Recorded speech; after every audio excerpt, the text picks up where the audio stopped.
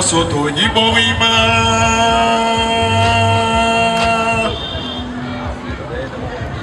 Konya di Biworo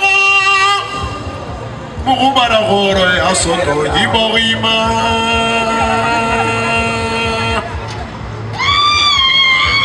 E Wombembe Torone Yiboribe Alako Malu Onyetekana Umaborima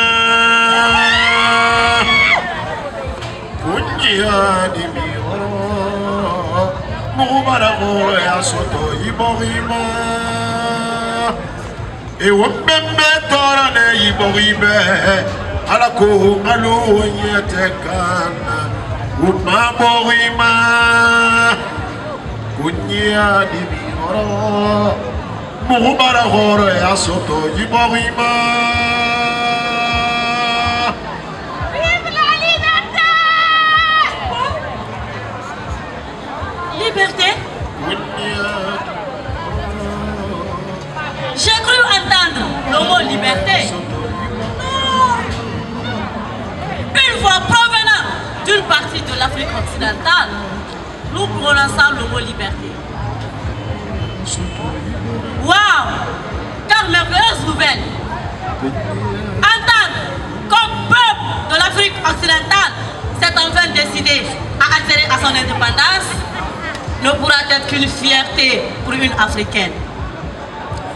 Car la colonisation, et oui, je vous parle bien de la colonisation, était basée par le pillage de nos ressources, l'exploitation de l'homme par l'homme, la destruction de nos empires et royaumes, l'abandon de nos cultures et mœurs, le dépeuplement de l'Afrique au détriment de l'Occident.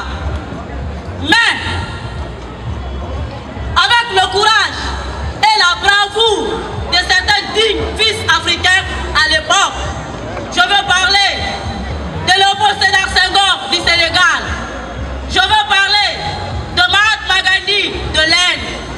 Je veux parler de Thomas Sankara du Burkina Faso. Je veux parler de Patrice Lumumba du Congo. Je veux parler de Félix Houphouët-Boigny de la Côte d'Ivoire. Je veux parler de mon cher président, le feu Ahmed Sékou Touré. Oui, je vous parle bien du libérateur, le président Ahmed Sékou Touré. Un homme qui a osé lever le ton aux colons en prononçant une phrase monumentale, pourquoi pas une phrase historique pour le peuple guinéen, en disant « Nous préférons la liberté dans la pauvreté à l'opulence dans l'esclavage ». Alors oui, je suis fière d'être une Africaine, fière d'être une Guinéenne, fière d'appartenir à un peuple du 2 octobre 1958. De ce fait, mes frères et sœurs, honorables invités ici réunis cet après-midi, unissons-nous, unissons-nous, unissons-nous, unissons-nous, unissons-nous, unissons-nous, unissons-nous, unissons-nous. Ubarahore Asoto Yiborima Kunya di Biworo Ubarahore Asoto Yiborima Kunya di Biworo Ubarahore Asoto Yiborima. Merci. Merci pour vous, pour sa part de prestation.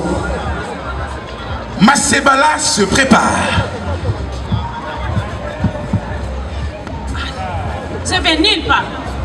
Je te dis que je vais nulle part. Tu es malade. Je vais nulle part. Toi et moi, c'est collé, cimenté. Tu te prends pour qui?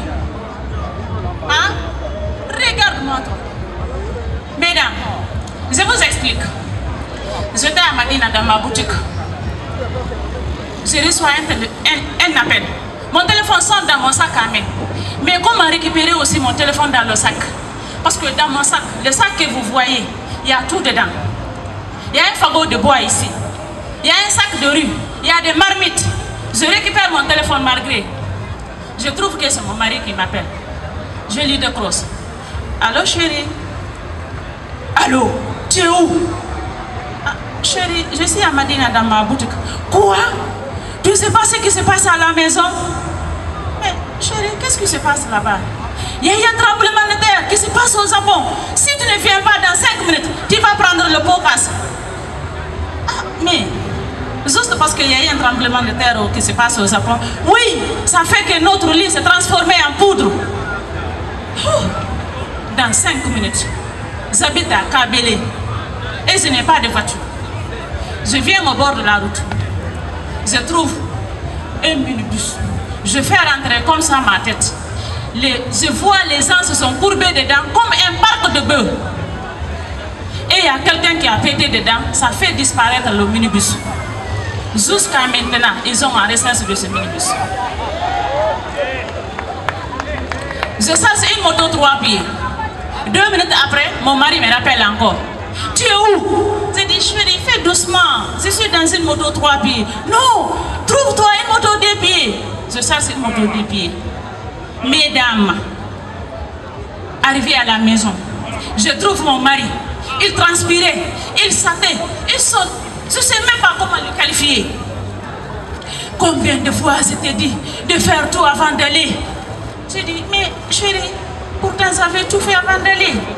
J'ai préparé ton repas, j'ai mis au frigo. J'ai lavé les bols, j'ai mis au frigo. J'ai lavé les habits, j'ai mis au frigo. J'ai lavé les enfants, j'ai mis au frigo. J'ai lavé la maison, j'ai mis au frigo. Même toi, mon mari, je t'ai lavé, je t'ai mis au frigo. Qu'est-ce que tu es venu chercher dehors encore? Oui, c'est vrai, tu m'as lavé, tu m'as mis au frigo, mais j'avais chauffe. Et si vous avez un mari comme dictature comme le mien, apprenez-vous à lui répondre. Et puis là où il est, il y a une table. Sur la table, il y a un bidon d'eau, il y a un verre d'eau. Mais prendre le bidon et mettre l'eau dans le verre bois, c'est de m'appeler, moi qui est allé à Madina pour compléter notre dépense. Il me fait venir uniquement pour le servir de l'eau. Qu'est-ce qu'on va faire de lui? Est-ce qu'il mérite une femme? Non. Mesdames, vous en pensez quoi? Moi, en tout cas, je pense que je vais le faire. Je vais lui servir de l'eau, juste un verre d'eau. D'ailleurs, il a l'habitude de me réveiller à 3 h du matin pour lui faire une soupe de crocodile bleu. Je me lève et je fais avec gentillesse, juste un verre d'eau. Je vais servir mon mari. Savez-vous combien d'années je fais ma prière pour avoir un mari? Je suis allée à la mosquée, je suis allée à l'église, je fais les sacrifices. Je vous dis, un mètre d'homme, comme ça, juste comme ça coûte très très cher.